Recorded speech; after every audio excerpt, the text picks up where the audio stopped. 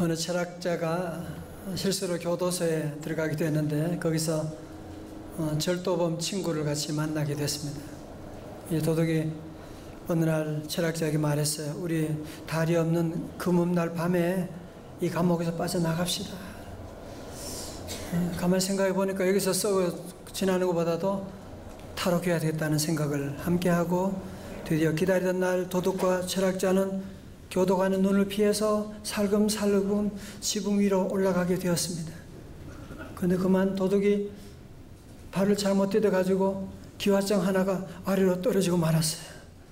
밑에 교도관이 지나다가 저 뭐야 누구야 하고 소리 지르니까 야옹 그랬어요. 그래서 겨우 위기를 모면하게 됐습니다. 근데 얼마 가다가 이번에는 철학자가 그만 발을 잘못 디뎌가지고 기와장이 하나 밑으로 떨어지게 됐어요. 뭐야 누구야 소리 지르니까 철학자가 뭐라고 해야 되지 생각을 깊이 하고 대답을 했어요. 고양이에요. 그래서 두 사람들만 잡혀버리고 말았다는 뭐 그런 우스운 얘기지만요. 여러분 사실은 야옹하는 것하고 고양이에요 하는 것하고 다른 것이고, 고양이라고 말하는 것하고 고양이로 살아가는 것이 다른 것이지 않습니까? 오늘 저와 여러분이 나는 예수님을 믿는다고 하는 것과 믿음으로 살아가는 것은 차원이 다른 얘기거든요. 이제 1919년 몇 달 남았습니까? 4달밖에 남지 않았습니다. 저는 제 마음속에 하나님께 기도하면서 우리 성도들과 함께 기도하는 제목은 이제 예수님 제대로 믿어야 되겠다는 거예요. 정말 예수님 제대로 믿고 제대로 축복받아야 되겠다고 하는 생각을 가지면서 오늘 저는 9월 첫째 주일에 원색적인 복음을 여러분에게 전하기를 원합니다. 이 복음을 통하여 여러분이 정말 진짜 예수 그리스도를 우리가 만나고 또 성찬 예식을 통하여 예수님을 눈으로 보고 몸소 경험하는 귀한 시간이 다 되시기를 주님의 이름으로 축원합니다. 이스라엘 백성들이 애굽에서 바로 지하에서 430년 동안 노예 생활을 하게 되는, 나중에 너무너무 힘들어서 저들이 부르짖고 하나님께 기도하게 되시자 하나님께서 저들에게 구원의 길을 열어주셨습니다. 하나님께서 저들을 구원하시기 위해서 바로왕과 그 애굽 백성들에게 재앙을 내리셨어요. 나일강에 물을 피로 바꾸는 재앙도 내리고, 개구리 이를 만들고, 파리떼가 메뚜기 떼가 그 나라를 뒤엎는 그런 재앙을 만들어도 이 바로왕이 꼼짝하지 않는 거예요. 더욱 마음을 강팍하게 하는 거예요. 이스라엘 백성들을 내가 보낼 수 없다고 하는 것입니다. 나중에는 독종과 우박과 흑암의 재앙을 내렸지만 그때에도 바로왕의 마음은 움직이질 않는 거예요. 여러분, 마귀는요, 여러분이 복받는 것 절대로 용납하지 않으려고 끝까지 버티는 거 아세요? 하나님께서 마지막으로 저들에게 재앙을 10번째 재앙을 준비하셨어요. 그게 뭐냐? 출애굽기 12장 12절의 말씀이에요. 내가 그 밤에 애굽 땅에 두루 다니며 사람이나 짐승을 막론하고 애굽 땅에 있는 모든 처음 난 것을 다 치고 애굽의 모든 신을 내가 심판하리라. 나는 여호와라 말씀하시고, 마지막 재앙은 저들 모든 사람이나 짐승의 처음 난 것들을 다 치고 죽게 하고, 그리고 이를 통해서 하나님은 모든 우상을 다 진멸할 것을 말씀하시면서, 그러나 하나님의 택한 이스라엘 백성들 선민들에게는 구원의 길을 열어주시면서 말씀하셨어요. 12장 3절에 너희는 이스라엘 온 회중에게 말하 이르라. 이달 열흘에 너희 각자가 어린 양을 취할지니 각 가족대로 그 식구를 위하여 어린 양을 취하되, 7절에 그 피를 양을 먹을 집 좌우 문설주와 인방에 바르고 말씀. 자절 보세요. 그런데 이스라엘 백성 너희들은 잘 들어. 너희들은 흠없는 어린 양을 한 마리 잡아. 어린 양을 잡아서 그 피를 집에 좌우 문설주가 있잖아. 문설주. 여러분, 제 설교 노트에 있죠? 문설주. 그 기둥을 문설주라고 하는데요. 이 기둥에도 피를 바르고, 그리고 인방에도 피를 바르고, 자, 어린 양의 피를 다 바르라고 주님이 말씀하시고, 그러면 그 천사가 그 피를 보고 넘어가게 될 것이다 말씀. 드디어 하나님이 약속하신 날이 왔습니다. 그날 밤이 지나게 되었는데 애굽의 집집마다 가정마다 통곡 소리가 울려 퍼지는 겁니다. 왜? 장자가 죽고 모든 짐승의 첫것이 다 죽고 죽음의 재앙이 이곳에 임하게 되었기 때문에 모두가 다 통곡을 하게 되고, 이때 바로의 궁도 절대로 예외가 아니었던 것입니다. 잘 보세요. 그런데 이스라엘 백성들의 가정에는 이 재앙이 들어가지를 못한, 죽음의 재앙이 내리지 못한 이유가 무엇이겠습니까? 그들이 잘나서 그래요? 그들이 착해서 그래요? 아니에요. 그들이 이스라엘 백성이라서 그래요? 아니에요. 저들은 하나님의 약속의 말씀대로 흠없는 어린 양을 잡아서 그 집집마다 문설주와 인방에 바르게 되었더니 주의 천사가 그 피를 보고 다 넘어가게 되는. 자, 볼까요? 13절의 말씀, 우리 12장 13절의 말씀 다 크게 함께 봉독합니다. 시작. 애굽 땅을 칠 때 그 피가 너희가 사는 집에 있어서 너희를 위하여 표적이 될지라. 내가 피를 볼 때 너희를 넘어가리니 재앙이 너희에게 내려 멸하지 아니하리라. 아멘. 줄쳐요. 내가 뭘 볼 때? 피를 볼 때 너희를 넘어가리니. 잘난 거, 돈 많고 권력 있고 그런 거 보지 않아요. 단지 저들 집에 있는 그 피를 보고, 어린 양의 피를 보고 뭐요? 넘어가리니. 그래서 유월절이라고, 여호와의 유월절이라고 하는 거예요. 유월이라고 하는 말은 무슨 말이냐? 넘어간다 그 말이에요. 영어로 pass over 하는 것입니다. 그래서 그날을 유월절로 지키고, 우리나라가 광복절을 지키는 것처럼 이들은 유월절을 그 나라의 첫째 날로, 첫째 날 달로 지키면서 새로운 역사를 써나가게 되었던 것입니다. 성도 여러분, 그런데 놀라운 사실이 있어요. 우리 예수님께서 이 땅에 오셔서 십자가 달려 돌아가신 그날이 언제냐? 그날이 바로 유월절에 어린 양의 피를 잡아서 피를 흘려서 문설주에 바르던 그날 니산월 14일에 바로 우리 예수님께서 십자가에 유월절에 금요일에 돌아가시게 되었다고 하는 사실. 무슨 말씀이에요? 바로 구약에 말하는 유월절의 어린 양이 신약에 바로 누구다?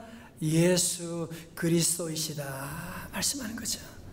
그래서 사도 바울은 고린전서 5장 7절에서 우리의 유월절 양 곧 그리스도께서 희생되셨느니라고 말씀하셨고, 세례 요한은 요한복음 1장 29절에서 예수님을 보고서 뭐라고 했어요? 보라, 세상 죄를 지고 가는 하나님의 어린 양이로다고 말씀해 주셨고, 여러분, 그래서 성경에 나오는 어린 양은 다 누구를 말하느냐? 어린 양 예수 그리스도를 말씀하고 있는 것이거든요.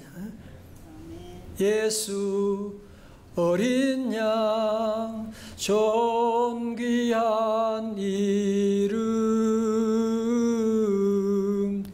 예수 어린 양, 다 같이요. 존귀한 이름. 사랑하는 성도 여러분, 성경은 구약 창세기부터 요한계시록까지 모든 말씀 가운데 주님의 피가 흐르고 있는 걸 여러분이 알고 계십니까?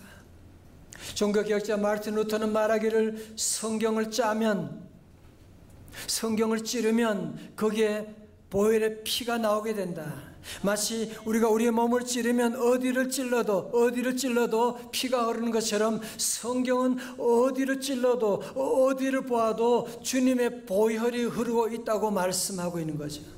여러분, 그렇지요? 창세기에도 아담과 하와가 범죄한 다음에 하나님께서 저들에게 뭘 입혔어요? 가죽옷을 입힌 거예요. 무화과 나무 잎은 다 말라 비틀어지게 되니까 하나님의 가죽옷을 입히는데 그거 어떻게 만든 거예요? 어린 양을 잡아서 그 피를 흘리고 그것으로 만들게 된 것이고, 여호수아에 나오는 기생 라합도 그 집에 창문으로 뭘 내렸어요? 붉은 줄을 내리게 된 거예요. 전쟁터에 그 붉은 줄을 보고 그 집의 모든 재앙이 다 지나가 버리고 말게 되었던 것이고, 요한계시록 7장 14절 하반절에도 말씀하지요. 이는 곧 환란에서 나오는 자들인데 어린 양의 피에 그 옷을 씻어 희게 하였느니라 말씀합니다. 그래서 히브리서 10장 19절의 말씀 다 같이요, 시작. 그러므로 형제들아, 우리가 예수의 피를 힘입어 성소에 들어갈 담력을 얻었나니. 아멘. 그래서 우리가 찬송하는 거죠. 보혈을 지나 하나님 품으로. 여러분 가운데 우리가 주님의 거룩하신 주님 앞에 나갈 수 있는 사람이 누가 있겠어요? 우리는 죄인인데, 여느 죄인이 가는 곳은 감옥인데, 교도소인데 거기에 어떻게 죄인이 나올 수가 있냐 말이에요.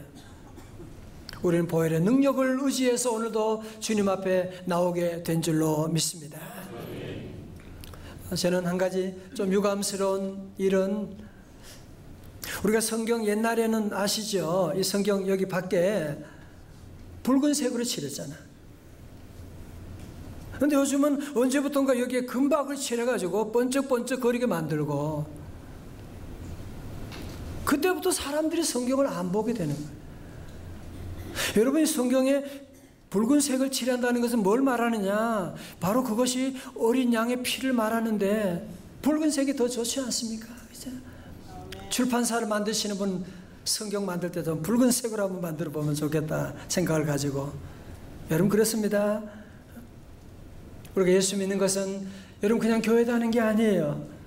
예수 믿으면 그냥 여러분의 마음이 평안 얻고 그런 차원이 아니에요. 예수 믿는다고 하는 것은 뭘 말하느냐? 어린 양의 피가 여러분의 심령 좌우의 문설주와 임방의 주의 보혈이 다 발라져 있는 거예요. 보이지도 않는데요. 그렇죠. 육의 눈으로 안 보이지만 영의 눈으로 귀신은 다 보는 거예요. 여러분 그래서 어린 양의 피가 있는 귀한 주의 자녀들은 재앙이 오다가도 어떻게 된다고요? 패스 오버, 넘어가게 되는 거죠. 할렐루야. 사랑하는 성도 여러분, 이 세상 사는 것이 장난이 아니잖아요. 얼마나 끔찍한 일이 많은지 여러분 알고 계시지 않습니까?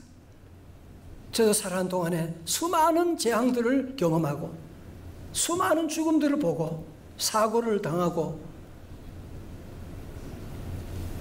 그러나 우리 모든 성도들이 다시 이 땅에 사는 동안에 여러 가지 많은 재앙도 어려움도 있지만, 우리 심령 가운데 어린 양 예수 그리스도의 보혈을 우리 심령의 좌우 임방과 문설주에 바르게 되면 이제 우리 여러분의 삶 가운데 오는 어떤 재앙도 다 넘어가게 되는, 모든 재앙은 예수 이름으로 다 넘어갈지어다. 자, 함께 찬송할 텐데요, 여러분이 하는 찬송은 그냥 예수의 피밖에 없네만 하면 돼요. 나의 죄를 씻기는 예수의 피, 그렇죠. 나는 공로 없으니 예수의 피밖에 없네. 평안함과 소망은 예수의 피밖에 없네. 우리나라 통일되는 것은 예수의 피밖에 없네. 그렇습니다. 예수의 흘린 피 날 희게 하오니 귀하고 귀하다. 예수의 피밖에 없네. 혹시 여러분 가운데 예수의 보혈의 피가 있지만 나와 무슨 상관이에요? 나 신앙생활하는 게 너무 피곤해요. 예수 믿어도 무슨 좋은 것도 없고 능력도 없고 그렇게 말할 수 있어요. 여러분, 그런데 혹시 여러분이 예수의 보혈의 능력을 무시하고 있지는 않으세요? 아니, 언제 내가 보혈의 피를 무시했다고 그래요? 아니, 무시하진 않았을지 모르지만 혹시 여러분이 보혈의 능력을 그러면 사용하고 계시나요? 신용카드가 10개나 된다고 여러분 자랑하세요? 그거 다 집에 놔두고 쓰지도 않으면 그게 무슨 능력이 있어요? 한 개라도 그거 사용하면 그 신용카드로 차도 살 수가 있고 비행기 티켓도 살 수가 있는 것이거든. 사랑하는 성도 여러분, 이제 여러분이 예수님을 믿음으로 말미암아 예수님의 보혈의 피가 여러분에게 묻어있는 주님이 여러분과 함께함을 믿으시기를 주의 이름으로 축원합니다. 여러분 심령에는 이미 여러분이 원하건 원치 않건 이미 보혈의 피가 여러분의 심령 가운데 다 발라져 있어요. 여러분, 그러므로 이제 우리 성도들은 그냥 교회 다니는 것이 아니라 이제는 내 심령 가운데 보혈의 능력이 있음을 여러분이 믿고 이제는 절대로 누가 뭐라고 할지라도 기죽지 말고 여러분이 담대하게 나가시고, 여러분이 어떤 재앙과 어려운 위기 순간에 보혈의 능력을 의지해서 보혈의 능력을 사용하고 나가고, 암행어사가 마패를 사용하는 것처럼 여러분 늘 보혈의 능력을 의지하고 나가시게 되면 보혈의 능력은 우리의 죄만 사하는 것이 아니라 마귀 사탄의 모든 묶임을 해서 우리를 해방시켜 주시는 줄로 믿습니다. 한국신학대학교 구약학 교수였던 김정준 목사님께서 내가 죽는 날이라고 하는 시를 남겼습니다. 목사님이 폐병으로 마산 결핵 요양소 죽음의 병동에 입원하게 되었습니다. 의사로부터 3개월밖에 살 수 없다는 사형 선고를 받았어요. 이때 목사님이 남긴 시가 내가 죽는 날이라고 하는 시입니다. 내가 죽는 날은 비가 와도 좋다. 그것은 슬픈 눈물이 아니라 예수의 보혈로 내 죄의 씻음을 받은 감격의 눈물이니까. 목사님은 죽음을 앞두고 그동안 지었던 모든 죄를 낱낱이 기록해 보았더니 너무너무 많은 거예요. 그러면 내게 남은 3개월 하나님 앞에 내 죄를 회개하고, 내가 남은 3개월 하나님의 사랑을 실천하며 복음 전하며 살다가 죽어야지. 그런 마음에 결단하고 그날부터 그는 다른 환자들의 변기 청소, 약 수발, 각혈 환자의 수발, 기도하고 복음 전하기에 열중하였습니다. 의사는 말렸어요. 절대 안정이 필요한데 왜 그러냐고 말렸지만 그는 거부하고 끝까지 그 사명을 감당해 나가는, 매일매일 땀을 뻘뻘 흘리면서 환자들 돕고 청소하고 사명을 감당하는데 놀라운 일이 일어나게 됐습니다.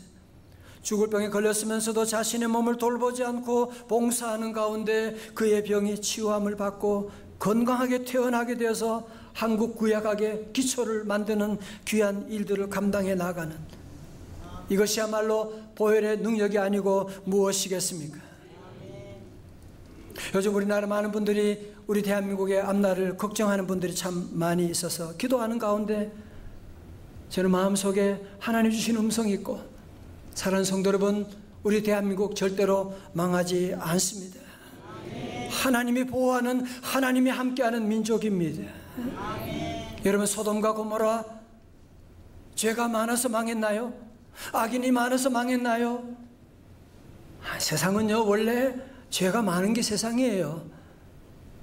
세상에는 원래 악인들이 있었지 어느 시대 악이 없었던, 동성애가 없었던 데가 언제 있었습니까? 죄가 많다고 망하는 것이 아니라 기도하는 하나님 앞에 바로 서 나가는 의인이 없어서 나라가 망한 것이지요. 어제 제가 새벽에 성도들과 함께 에스겔 말씀을 함께 22장 30절의 말씀을 나누면서 함께 눈물로 기도했던, 나라가 망할 때 무너진 성에 막아서서 하나님 우리 민족을 구원하여 주시고 진멸하지 말아달라고 눈물로 기도하는 이 무너진 성을 막아서는 자가 있으면 내가 이 성을 진멸하지 아니하리라고 주님이 말씀하셨는데, 유다 예루살렘에는 그런 사람이 없어서 망했는데 오늘 저와 여러분이 우리 명성제일교회 성도가 다 함께 일어서서 두 손을 들고 이 민족의 무너진 데 성을 막아서 하나님께 부르짖고 기도하며 나갈 때, 이번 9월 특별 새벽제는 그냥 우리가 행복하고 복받는 기대가 아니에요. 이 땅에 내리는 모든 재앙과 여러분이 맞서서 하나님 앞에 두 손 들고 기도하며 나가게 될 때 하나님이 우리의 기도 들어주시고 우리 가정과 우리 민족 가운데 내리러 가는 모든 재앙도 다 패스 오버하게 되는, 넘어가게 되는 놀라운 역사가 임할 줄로 믿습니다. 사랑하는 성도 여러분, 우리 주님의 소원은 여러분 모두가 그냥 예수 믿는 흉내만 내고 한 주간 또 가서 넘어지고 또 다시 주님 앞에 나와서 하나님 회개하고, 아닙니다.